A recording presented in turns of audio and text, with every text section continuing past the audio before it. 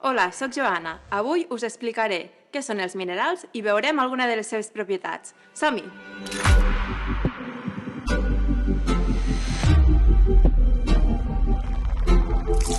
Sabeu què són els minerals?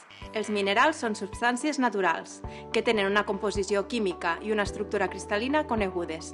Tot això confereix als minerals unes propietats físiques i químiques característiques. A continuació parlarem sobre la duresa, la capacitat d'experimentar amb els àcids i experimentarem amb el guix. En primer lloc parlarem de la duresa.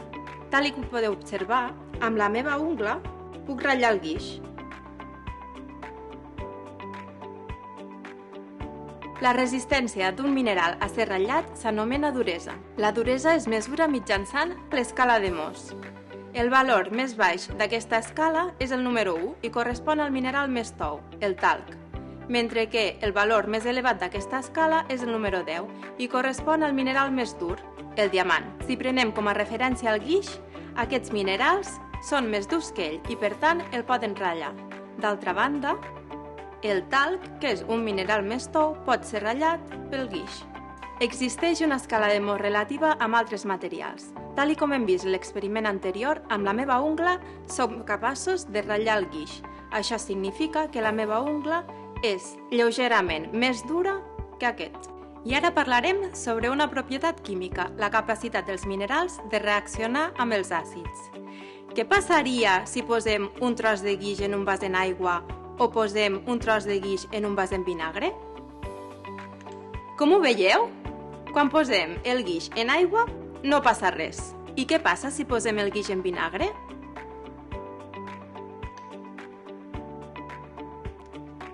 En aquest cas, podem observar un barboteig, és a dir, hi veiem unes bombolletes. Concretament, s'ha produït una reacció química entre l'àcid del vinagre, l'àcid acètic, i el principal component del guix, el carbonat de calci. Un dels productes de la reacció química és el diòxid de carboni o CO2 en forma gas, que l'observem en aquestes bombolletes. Podem concloure, doncs, que quan posem un tros de guix en aigua, aquest no es transforma, mentre que quan posem un tros de guix en vinagre, aquest es transforma com a conseqüència de la seva capacitat de reaccionar amb l'àcid. Aquesta és la reacció química completa. Avui hem explicat què són els minerals i també hem vist algunes de les seves propietats. La duresa, una propietat física, i la capacitat de reaccionar amb els àcids, una propietat química.